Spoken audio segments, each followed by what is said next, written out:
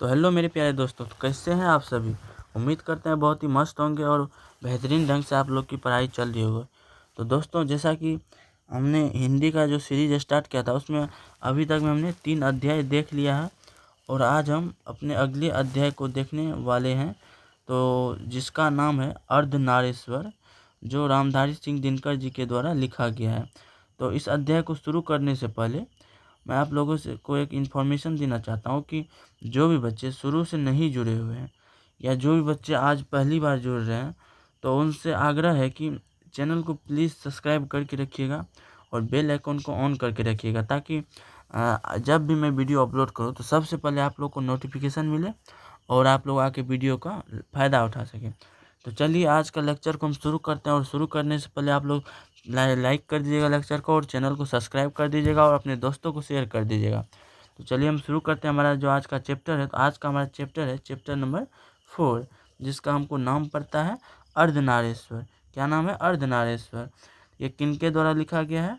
तो ये रामधारी सिंह दिनकर जी के द्वारा लिखा गया है ये चैप्टर। यही हमारे रामधारी सिंह दिनकर जी, देख सकते हैं आप इसको, दिनकर जी को नहीं, ये रामधारी सिंह दिनकर जी। चलिए हम बढ़ते हैं इस क्वेश्चन के पहले लेखक परिचय की ओर। इसका पहले हम लेखक परिचय देख लेते हैं और उसके बाद फिर इसका ऑब्जेक्टिव भी हम देख लेंगे, जो इम्पोर्टेंट होगा इस साल में आने वाले होंगे। चलिए शुरू करते हैं। हमारा आज का चैप्टर है चैप्टर नंबर 4 अर्धनारीश्वर। इनके लेखक की बात करें तो इनके लेखक रामधारी सिंह दिनकर जी हैं।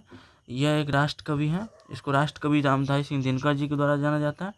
राष्ट्र कवि रामधारी सिंह दिनकर एक विख्यात और प्रतिष्ठित कवि थे, तो हैं ही, और साथ ही ये उत्कृष्ट कोटि के गद्यकार भी, मतलब ये उच्च कोटि के गद्यकार भी हैं।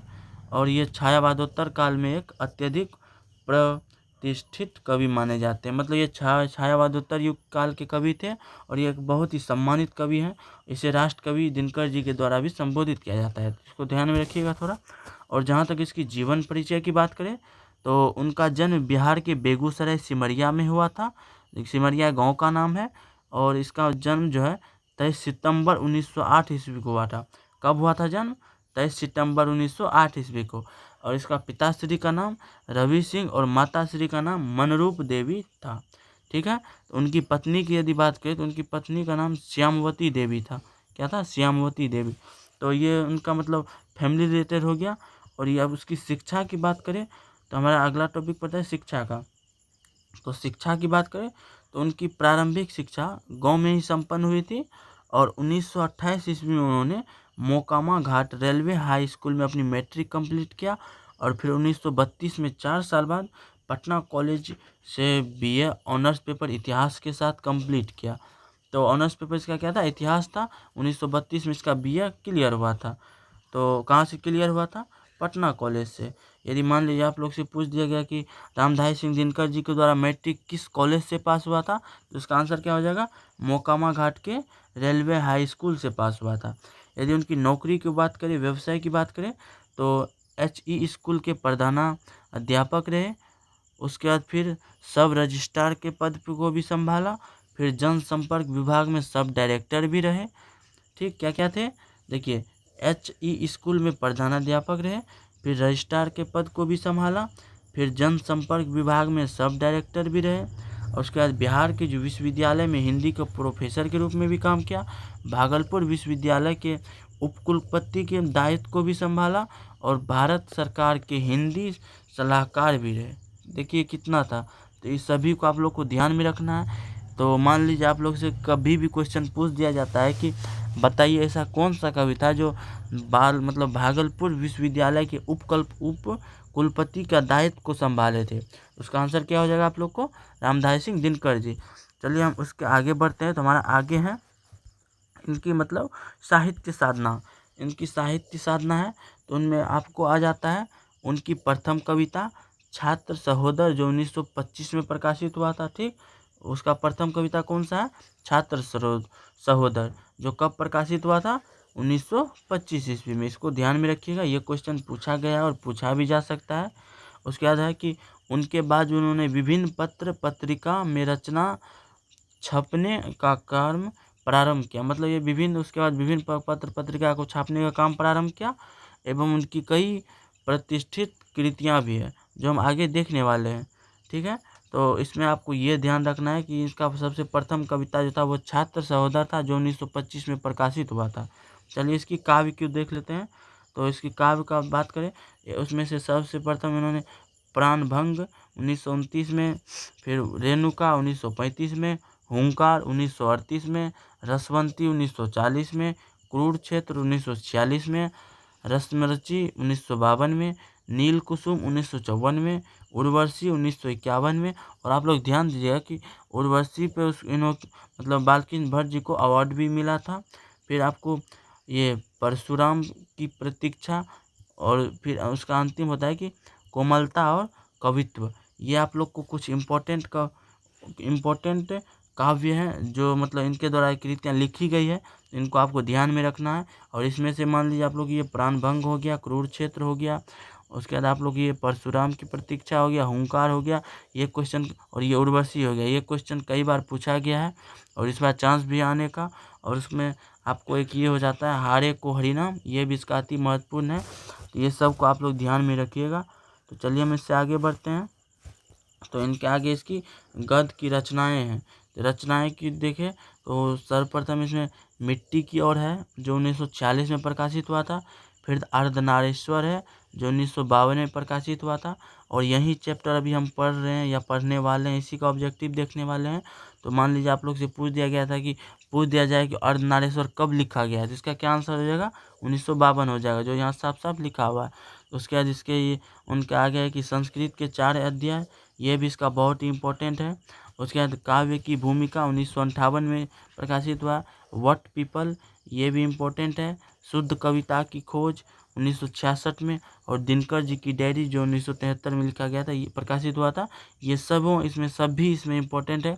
जिसमें से यदि अति इम्पोर्टेंट की बात करें तो एक ये हो गया, एक अर्धनारीश्वर हो गया, और उसके बाद एक आपको व्हाट पीपल हो गया, एक शुद्धता की खोज हो गया, और एक दिनकर जी की डायरी भी आप ले सकते हैं। तो ये कुछ इंपॉर्टेंट है जिसको आपको ध्यान में रखना है, ताकि जो मैं अभी आगे ऑब्जेक्टिव कराऊँ तो उसमें भी आप बना पाए। और यदि बोर्ड में पूछा जाए 2026 के आप लोग एग्जामिनेशन में पूछा जाए तो आप लोग ज़रूर उसमें हिट करके आए।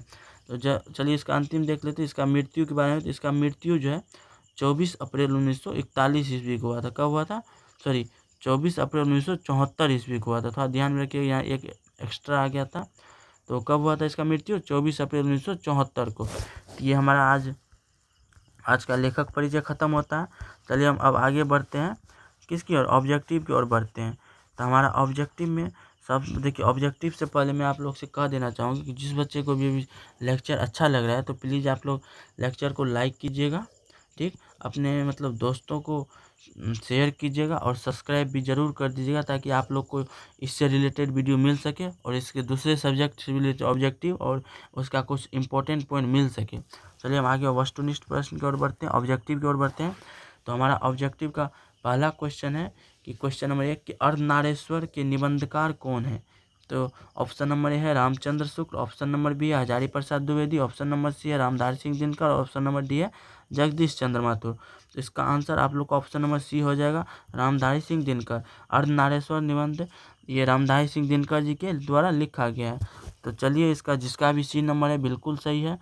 और चलिए हम नेक्स्ट क्वेश्चन की ओर बढ़ते हैं। तो हमारा अगला क्वेश्चन है क्वेश्चन नंबर 2, और हमारा ये क्वेश्चन कहता है कि दिनकर जी किस युग के कवि थे। क्या पूछा गया है कि दिनकर जी किस युग के कवि थे। तो ऑप्शन नंबर ए है कि भारतेंदु युग के, ऑप्शन नंबर बी है छायावादोत्तर युग के, ऑप्शन नंबर सी है छायावाद युग के, और ऑप्शन नंबर डी है नव्य काव्य आंदोलन युग के, नव्य काव्य आंदोलन युग के। बताइए इसका ऑप्शन क्या हो जाएगा। तो जिसका भी ऑप्शन नंबर बी के साथ जाइएगा बिल्कुल सही होगा कि रामधारी सिंह दिनकर जी जो थे वो छायावादोत्तर युग के कवि थे, जो मैंने आप लोग को लेखक परिचय में भी बताया था। चलिए हम आगे बढ़ते हैं। तो हमारा अगला क्वेश्चन है क्वेश्चन नंबर 3, और ये क्वेश्चन कह रहा है कि अर्धनारीश्वर किसका कल्पित रूप है। मतलब अर्धनारीश्वर जो लिखा गया तो किसको मन में रख के लिखा गया। ऑप्शन नंबर ए है शिव जी और पार्वती जी को, ऑप्शन नंबर बी है विष्णु जी और लक्ष्मी जी को, ऑप्शन नंबर सी है इंद्र और शची को, और ऑप्शन नंबर डी है किसी को नहीं। तो बताइए इसका आंसर क्या हो जाएगा। तो इसका आंसर ऑप्शन नंबर ए हो जाएगा शिव और पार्वती जी को। तो ये जो अर्धनारीश्वर है ये शिव और पार्वती जी का ही कल्पित रूप है। तो चलिए हम आगे बढ़ते हैं नेक्स्ट क्वेश्चन की ओर। अगला क्वेश्चन है क्वेश्चन नंबर 4 और ये क्वेश्चन आप लोग को कहा जा रहा है कि पुरुष रूप तो वृक्ष बन गया है पर नारी को उसने डैश बना दिया है। बताइए इस डैश के जगह पे क्या होगा। तो इस डैश के जगह पे ऑप्शन है कि काली, ऑप्शन नंबर बी लहर, ऑप्शन नंबर सी लता, ऑप्शन नंबर डी छाया। बताइए इसका जल्दी जल्दी आंसर क्या हो जाएगा। बताइए आप लोग कमेंट में कि इसका आंसर क्या होगा। मैं आप लोग का कमेंट देख पा रहा हूँ कि जैसा कि देख पा रहा हूँ कि सभी सी के साथ जा रहे हैं और सी बिल्कुल सही हो जाएगा लता। तो पुरुष रूप जो वृक्ष को मतलब पुरुष रूप तो वृक्ष बन गया और नारी को लेकिन लता बना के रखा हुआ है, ये इस निबंध में कहा गया है। चलिए हम नेक्स्ट क्वेश्चन की ओर बढ़ते हैं। क्वेश्चन नंबर 5 है कि कामिनी अपने साथ कैसी शांति लाती है। मतलब कामिनी जो अपने साथ शांति लाती है तो वो कैसी शांति होती है। ऑप्शन नंबर ए उजड़ी हुई शांति, ऑप्शन नंबर बी है कहराती हुई शांति, ऑप्शन नंबर सी है यामिनी जैसी शांति और ऑप्शन नंबर डी है छुई हुई धुई हुई। बताइए इसका आंसर क्या हो जाएगा। इसका आंसर ऑप्शन नंबर सी हो जाएगा यामिनी जैसी शांति। क्या हो जाएगा, कामनी अपने साथ यामिनी जैसी शांति लाती है। तो जिसका भी 5 का ऑप्शन नंबर सी है उसका बिल्कुल सही है। चलिए हम नेक्स्ट क्वेश्चन की ओर बढ़ते हैं। तो हमारा अगला क्वेश्चन है क्वेश्चन नंबर 6 और ये क्वेश्चन कर रहा है हमें कि पुरुष जब नारी गुण लेता है तो वो क्या बन जाता है। क्वेश्चन क्या गया है कि पुरुष जब नारी का गुण ले लेता है तो वो क्या बन जाता है। ऑप्शन नंबर ए है अर्धनारेश्वर, ऑप्शन नंबर बी है देवी, ऑप्शन नंबर सी है भगवान और ऑप्शन नंबर डी क्या है देवता। तो बताइए आप लोग कमेंट में क्या होगा इसका आंसर। इसका आंसर हो जाएगा आप लोग ऑप्शन नंबर डी देवता। पुरुष जब नारी का गुण ले लेता है तो इस निबंध में ऐसा माना गया है कि जब पुरुष नारी का गुण ले लेता है तो वो एक देवता बन जाता है। चलिए हम नेक्स्ट क्वेश्चन की ओर बढ़ते हैं और अगला क्वेश्चन है क्वेश्चन नंबर 7 और ये क्वेश्चन आप लोग से कहा जा रहा है कि नारी जब नर के गुण लेती है तो क्या बन जाती है। तो देखिए क्वेश्चन क्या था, यहाँ क्वेश्चन था कि जब पुरुष नारी का गुण ले रहा है और यहाँ क्वेश्चन क्या है कि यहाँ जो है नारी पुरुष का गुण ले रहा है। किसका गुण ले रहा है, नर का गुण ले रहा है या पुरुष का गुण ले रहा है। तो बताइए क्या बन जाता है। तो ऑप्शन नंबर ए है पुरुष बन जाता है, ऑप्शन नंबर बी है देवता बन जाता है, ऑप्शन नंबर सी है राक्षसी बन जाता है और ऑप्शन नंबर डी है महात्मा बन जाता है। तो इसका आंसर आप लोग कमेंट में देखिए, बताइए और क्या दिया जा रहा है। तो मैं जैसा कि देख पा रहा हूँ कमेंट में सभी सी के साथ जा रहे हैं और सी बिल्कुल सही है। सी जिसका भी है बिल्कुल सही है कि नारी जब नर का गुण ले लेता है तो वो राक्षसी बन जाती है और यह ऐसा इस निबंध के अनुसार मैं बोल रहा हूँ। तो चलिए हम नेक्स्ट क्वेश्चन की ओर बढ़ते हैं। तो क्वेश्चन नंबर 8 है हमारा अगला और ये क्वेश्चन कहा जा रहा है कि किसने कहा है कि जब नारी नर का गुण लेती है तो वो राक्षसी बन जाती है। बताइएगा आप लोग कमेंट में इसका आंसर क्या हो जाएगा। तो ऑप्शन नंबर ए है Premchand ji, option number B है Dinkar ji, option number C है जयशंकर प्रसाद जी और ऑप्शन नंबर सी है बेनीपुरी। आप लोग बताइएगा आंसर। और जैसा कि मैं कमेंट में देख पा रहा हूँ सभी ए के साथ जा रहे हैं और ए के साथ जो भी जा रहे हैं बिल्कुल सही है उसका आंसर। ऑप्शन नंबर ए हो जाएगा इसका आंसर। तो चलिए हम नेक्स्ट क्वेश्चन की ओर बढ़ते हैं और हमारा अगला क्वेश्चन है क्वेश्चन नंबर 9 और ये क्वेश्चन कह रहा है कि स्त्री गुणों वाला पुरुष क्या कहलाता है। तो जिस पुरुष में स्त्री का भी गुण मौजूद होता है तो वो पुरुष क्या कहलाता है। तो ऑप्शन ए है स्त्रीय, ऑप्शन नंबर बी है स्त्रैण, ऑप्शन नंबर सी है स्त्रीक और ऑप्शन नंबर डी है स्त्रीक। आप लोग बताइएगा इसका क्या आंसर हो जाएगा। इसका आंसर ऑप्शन नंबर बी हो जाएगा कि स्त्री का गुण जब पुरुष ले लेता है तो वो स्त्रैण बन जाता है। ठीक, तो चलिए हम नेक्स्ट क्वेश्चन की ओर बढ़ते हैं। हमारा नेक्स्ट क्वेश्चन है क्वेश्चन नंबर 10 और ये क्वेश्चन हमारा कहा जा रहा है कि बुद्ध और महावीर ने स्त्रियों को कौन सा अधिकार दिया था। कौन कौन, बुद्ध और महावीर जी ने स्त्रियों को कौन सा अधिकार दिया था। ऑप्शन नंबर ए है विवाह का, ऑप्शन नंबर बी है भिक्षुषनी का, ऑप्शन नंबर सी है नृत्य का, ऑप्शन नंबर डी है पूजा का। तो इसका आंसर ऑप्शन नंबर बी हो जाएगा। बी के साथ जो भी जा रहे हैं उसका बिल्कुल सही है। तो चलिए हम नेक्स्ट क्वेश्चन की ओर बढ़ते हैं। और नेक्स्ट क्वेश्चन की ओर बढ़ने से पहले मैं आप लोग को बताना चाहूँगा कि यदि आप लोग को वीडियो पसंद आ रही है तो वीडियो को लाइक कीजिएगा, चैनल को सब्सक्राइब कीजिएगा और अपने अन्य दोस्तों के साथ भी शेयर कीजिएगा जो अभी तक तैयारी नहीं शुरू किए हैं या जो करने की सोच रहे हैं या जो बहुत पहले से कर रहे हैं और उसको ऑब्जेक्टिव की ज़रूरत है, उसको मतलब इसका इम्पोर्टेंस पॉइंट की ज़रूरत है, अपने दोस्तों को ज़रूर शेयर कीजिएगा ताकि उसका भी कुछ मदद हो सके। तो चलिए मैं इसी के साथ में नेक्स्ट क्वेश्चन की ओर बढ़ना चाहूँगा। तो हमारा अगला क्वेश्चन है क्वेश्चन नंबर 12 और ये क्वेश्चन कहा जा रहा है कि दिनकर जी का जन्म कहाँ हुआ था। ऑप्शन है ऑप्शन नंबर ए सिमरिया में, ऑप्शन नंबर बी विमरिया में, ऑप्शन नंबर सी धिमरिया में और ऑप्शन नंबर डी वेरिया में। आप लोग कमेंट में बताइएगा आंसर कि इसका आंसर क्या हो जाएगा। तो इसका आंसर ऑप्शन नंबर ए हो जाएगा सिमरिया में। सिमरिया कहाँ पड़ता है? बेगूसराय बिहार में। इसका आंसर हो जाएगा आप लोगों को सिमरिया बेगूसराय। तो चलिए हम नेक्स्ट क्वेश्चन की ओर बढ़ते हैं। तो क्वेश्चन हमारा अगला है क्वेश्चन नंबर 13 और ये क्वेश्चन हमें कहा जा रहा है कि दिनकर जी का जन्म कब हुआ था। क्या पूछा जा रहा है कि दिनकर जी का जन्म कब हुआ था। तो ऑप्शन है कि 1923 में, ऑप्शन बी है 1908 में, ऑप्शन सी है 1956 में और ऑप्शन डी है 1964 में। तो चलिए इसका आंसर हो जाएगा आप लोग को ऑप्शन नंबर बी कि इनका जन्म जो है कब हुआ था? 1908 ईस्वी में हुआ था। तो चलिए हम नेक्स्ट क्वेश्चन की ओर बढ़ते हैं। तो और नेक्स्ट क्वेश्चन है हमारा क्वेश्चन नंबर 14 और ये क्वेश्चन कहा जा रहा है कि दिनकर जी की मृत्यु कब हुई थी। क्या पूछा जा रहा है कि दिनकर जी जो थे इसकी मृत्यु कब हुई थी। ठीक, तो चलिए ऑप्शन की ओर बढ़े। तो ऑप्शन ए है 1908 में, ऑप्शन बी है 1946 में, ऑप्शन सी है 1952 में और ऑप्शन डी है 1974 में। तो इसका आंसर बताइए आप लोग कमेंट में जल्दी जल्दी क्या हो जाएगा।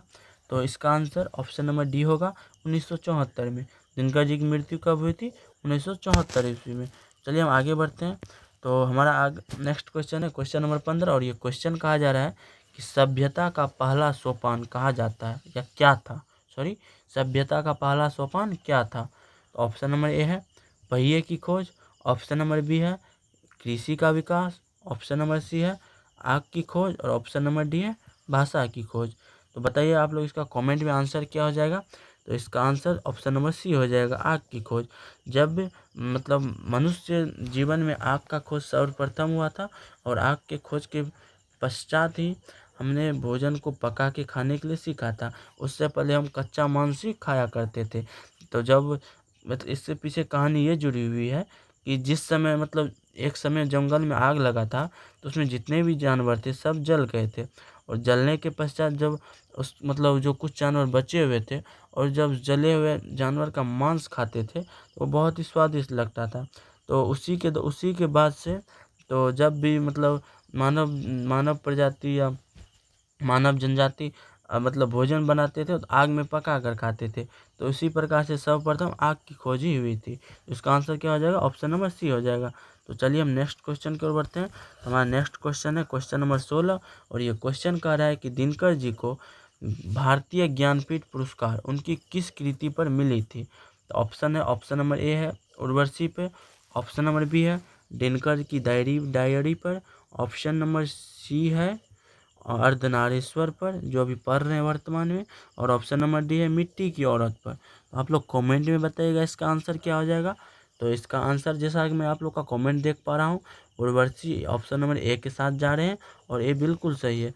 इन्होंने उर्वशी के मतलब लेखन किया था। उन्हीं के पश्चात से भारतीय ज्ञानपीठ पुरस्कार से अवार्ड आ गया था। चलिए हम नेक्स्ट क्वेश्चन की ओर बढ़ते हैं। हमारा नेक्स्ट क्वेश्चन है क्वेश्चन नंबर 17 और ये क्वेश्चन कहा जा रहा है कि संस्कृत के 4 अध्याय किसकी कृति है। क्या है क्वेश्चन कि संस्कृत की जो 4 अध्याय है कृति है वो किन की कृति है। तो ऑप्शन नंबर ए है गुलाबदास की, ऑप्शन नंबर बी है हजारी प्रसाद द्विवेदी की, ऑप्शन नंबर सी है आचार्य सीताराम चतुर्वेदी की और ऑप्शन नंबर डी है रामधारी सिंह दिनकर जी की। तो आप लोग कमेंट में बताइएगा आंसर इसका क्या हो जाएगा। तो ऑप्शन नंबर डी जिसका भी ऑप्शन नंबर डी है उसका बिल्कुल सही है। रामधारी सिंह दिनकर जी के ही द्वारा संस्कृत के 4 अध्याय की कृतियाँ लिखी गई है। चलिए हम नेक्स्ट क्वेश्चन की ओर बढ़ते हैं। हमारा अगला क्वेश्चन है क्वेश्चन नंबर 18 और ये क्वेश्चन कहा जा रहा है कि बापू मेरी माँ ये एक पुस्तक का नाम है, वो किसने लिखा था। कौन सा पुस्तक? बापू मेरी माँ एक पुस्तक है और उसको लेखक कौन थे ये आपसे पूछा गया है। और ऑप्शन नंबर ए बापू की नतिनी, ऑप्शन नंबर बी है बापू की पोती, ऑप्शन नंबर सी है बापू के नाती और ऑप्शन नंबर डी है बापू का पोता। तो देखिए ये बापू मतलब महात्मा गांधी जी के लिए लिया गया है और इसका जो बापू की माँ है उसका पुस्तक जो किसने लिखा है। तो जैसा कि इसका ये पुस्तक है, ये पुस्तक मनु बहन गांधी जी करके मतलब जो थी वो लिखी है वो रिलेशन से गांधी जी की पोती होती थी या लगती थी, तो इसी प्रकार से इसका आंसर हो जाएगा ऑप्शन नंबर बी, वो बापू की पोती, मतलब महात्मा गांधी जी की पोती। इसका आंसर आपको बी हो गया। तो हम चलिए नेक्स्ट क्वेश्चन की ओर बढ़ते हैं, और हमारा अगला क्वेश्चन है क्वेश्चन नंबर 19, और 19 नंबर क्वेश्चन कह रहा है कि कौन सी कृति रामधारी सिंह दिनकर जी की लिखी हुई है। हमारे नीचे जो ऑप्शन दिया हुआ ये 4, तो उसमें से कौन रामधारी सिंह दिनकर जी के द्वारा लिखा गया है। ऑप्शन नंबर ए है शुद्ध कविता की खोज, ऑप्शन नंबर बी है पुनर्निर्वाह, ऑप्शन नंबर सी है स्मृति की रेखाएं, और ऑप्शन नंबर डी है कविता के नए प्रतिमान। तो इसका आंसर ऑप्शन नंबर ए हो जाएगा। आप लोग यदि लेखक परिचय ध्यान से दिए सुने होंगे, देखे होंगे, तो इसका ज़रूर आप लोग को मिला होगा कि ये जो शुद्ध कविता की खोज है वो रामधारी सिंह दिनकर जी के द्वारा ही लिखा गया है। चलिए हम नेक्स्ट क्वेश्चन की ओर बढ़ते हैं। अगला क्वेश्चन नंबर 20 है, और ये क्वेश्चन कहा जा रहा है कि दिनकर जी की पहली कविता कब प्रकाशित हुई थी। क्या है ऑप्शन क्या कह रहा है।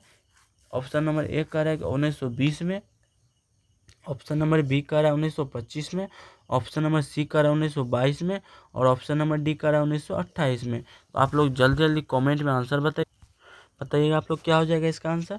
तो इसका आंसर हो जाएगा ऑप्शन नंबर बी कि 1925 ईस्वी में। इन्होंने 1925 ईस्वी में छात्र सहोदर नाम से कविता लिखी थी, और उसको 1925 में प्रकाशित किया था, जो इनका प्रथम कविता था। चलिए हम नेक्स्ट क्वेश्चन की ओर बढ़ते हैं। नेक्स्ट क्वेश्चन है क्वेश्चन नंबर 21, और ये क्वेश्चन कहा जा रहा है कि कौन सी कृति रामधारी सिंह दिनकर जी की लिखी हुई नहीं है। क्वेश्चन ध्यान से सुनिएगा। ये जो हमारा ऊपर क्वेश्चन था इसमें है कि लिखी हुई है, और यहाँ कहा गया है कि लिखी हुई नहीं है। तो इसका क्या हो जाएगा। ऑप्शन नंबर ए है वट पीपल, ऑप्शन नंबर बी है उर्वशी, ऑप्शन नंबर सी है काव्य की भूमिका, और ऑप्शन नंबर डी है साकेत। तो यदि आप लोग लेखक परिचय पूरा पढ़े होंगे तो उसमें देखे होंगे कि ये वट पीपल है, उर्वशी है, और काव्य की भूमिका है, वो रामधारी सिंह दिनकर जी के द्वारा ही लिखा गया, और ये साकेत जो है वो इनकी रचना नहीं है। तो इसका आंसर क्या हो जाएगा ऑप्शन नंबर डी। तो चलिए हम नेक्स्ट क्वेश्चन की ओर बढ़ते हैं। हमारा अगला क्वेश्चन है क्वेश्चन नंबर 22, और ये क्वेश्चन कहा जा रहा है कि दिनकर जी को किस कृति के लिए साहित्य अकादमी पुरस्कार मिला था। तो ऑप्शन नंबर ए है अर्धनारीश्वर, ऑप्शन नंबर बी है उर्वशी, ऑप्शन नंबर सी है संस्कृत के 4 अध्याय, और ऑप्शन नंबर डी है हुंकार। तो आप लोग कमेंट में बताइए इसका आंसर। तो जैसा कि मैं आप सभी का कमेंट देख पा रहा हूँ कि सभी सी के साथ जा पा रहे हैं, और सी बिल्कुल सही है कि संस्कृत के 4 अध्याय के जो साहित्य है, इसी साहित्य पर ये दिनकर जी को साहित्य अकादमी पुरस्कार मिला था। चलिए हम नेक्स्ट क्वेश्चन की ओर बढ़ते हैं। तो हमारा अगला क्वेश्चन है क्वेश्चन नंबर 23, और ये क्वेश्चन कह रहा है कि युद्ध और शांति की समस्या पर लिखी हुई जो काव्य कृति है वो कौन सी है। ऑप्शन नंबर ए है नील कुसुम, ऑप्शन नंबर बी है कुरुक्षेत्र, ऑप्शन नंबर सी है रेणुका, और ऑप्शन नंबर डी है रश्मि रची। तो बताइएगा आप लोग आंसर इसका। इसका आंसर ऑप्शन नंबर बी हो जाएगा। ऑप्शन नंबर बी कुरुक्षेत्र युद्ध और शांति पर लिखी गई ही काव्य कृति है। चलिए हम आगे बढ़ते हैं। तो नेक्स्ट हमारा क्वेश्चन नंबर 24, और ये क्वेश्चन कहा जा रहा है कि गांधारी कौन थी। यदि आप लोग महाभारत देखे होंगे तो उसमें जरूर इसका चर्चा सुने होंगे कि गांधारी कौन थे। गांधारी जो थी है दुर्योधन की माँ थी। कौन थी। दुर्योधन की माँ थी। इसका आंसर हो जाएगा ऑप्शन नंबर ए। कौन थी। दुर्योधन की माँ थी। चलिए नेक्स्ट बढ़ते हैं। हमारा अगला क्वेश्चन है क्वेश्चन नंबर 25, और ये क्वेश्चन कह रहा है कि प्रेमचंद कौन थे। किसके बारे में पूछा गया। प्रेमचंद के बारे में। तो प्रेमचंद कौन थे। क्या ये ऑप्शन नंबर ए है कि गीताकार थे, ऑप्शन नंबर बी है फिल्मकार थे, ऑप्शन नंबर सी है कथाकार थे, और ऑप्शन नंबर डी है संगीतकार थे। इसका बताइएगा आप लोग कमेंट में आंसर। तो जिसका भी ऑप्शन सी जा रहा है या कथाकार जा रहा है उनका बिल्कुल सही है। प्रेमचंद जी एक कथाकार थे। तो चलिए हम आगे बढ़ते हैं। हमारा अगला क्वेश्चन है क्वेश्चन नंबर 26, और क्वेश्चन कहा जा रहा है आप लोग को कि अर्धनारीश्वर शीर्षक पाठ में कौन स्वयं वृत्त बन गया है और नारी को उसने कली बना दिया है। तो इसका बताइएगा आप लोग आंसर। तो ऑप्शन नंबर ए है युवक, ऑप्शन नंबर बी है युवती, ऑप्शन नंबर सी है जनता, और ऑप्शन नंबर डी है पुरुष। तो इसका आंसर ऑप्शन नंबर डी हो जाएगा पुरुष। इस निबंध के अनुसार अर्धनारीश्वर शीर्षक पाठ के अनुसार जो पुरुष है वो स्वयं वृत्त बन गया है और नारी को कली मान लिया है। सर यहाँ वृत्त नहीं वृक्ष होना चाहिए, यहाँ थोड़ा मिस्टेक है तो इसको आप सुधार दीजिएगा। यहाँ क्या हो जाएगा आप लोग को वृक्ष हो जाएगा। तो चलिए हम आगे बढ़ते हैं। तो हमारा अगला क्वेश्चन है क्वेश्चन नंबर 27, और ये क्वेश्चन आप लोग को कहा जा रहा है कि नारी तो हम देखिएगा, नारी तो हम हूँ करी तब न किया विचार, जब जानी तब परिहरी नारी महाविकार। तो ये एक पंक्ति है, और इस पंक्ति मतलब ये पंक्ति किस पाठ से है, तो ये आप लोग से पूछा गया है। क्या है पंक्ति? नारी तो हम हूँ करी तब न किया विचार, जब जानी तब परिहरी नारी महाविकार। तो ये जो पंक्ति है ये किस अध्याय से लिया गया है? तो ऑप्शन नंबर ए है अर्धनारीश्वर, ऑप्शन नंबर बी है सिपाही की माँ, ऑप्शन नंबर सी है शिक्षा, और ऑप्शन नंबर डी है तिरीच। तो इसका आंसर आप लोग कमेंट में बता के जाइएगा। इसका आंसर है आप लोग को ऑप्शन नंबर ए अर्धनारीश्वर। ये अर्धनारीश्वर की पंक्ति है, जो क्या है, नारी तो हम हूँ करी तब न किया विचार, जब जानी तब परिहरी नारी महाविकार। तो इस प्रकार से हमारा इस चैप्टर का ऑब्जेक्टिव ख़त्म होता है। इसमें एक टोटल कितना था ऑब्जेक्टिव? तो हमारा 27 ऑब्जेक्टिव ही था। और आप लोग कमेंट में ज़रूर बताइएगा कि आप लोग का इस 27 में से टोटल कितना सही हुआ है। आप लोग ज़रूर कमेंट में बताइएगा आप लोग का कितना सही हुआ है। तो चलिए आज का लेक्चर यहीं पे हम ख़त्म करना चाहूँगा। और इससे पहले मैं आप लोग को ज़रूर बताना चाहूँगा कि यदि आप लोग को वीडियो पसंद आ रही है तो वीडियो को लाइक कीजिएगा, चैनल को सब्सक्राइब कीजिएगा, और अपने दोस्तों के साथ भी शेयर कीजिएगा ताकि उनको भी इस वीडियो का अधिक से अधिक लाभ मिल सके। तो चलिए आज का लेक्चर यहीं पे समाप्त करते हैं। आप लोग को आज विदा कर देते हैं। थैंक्स।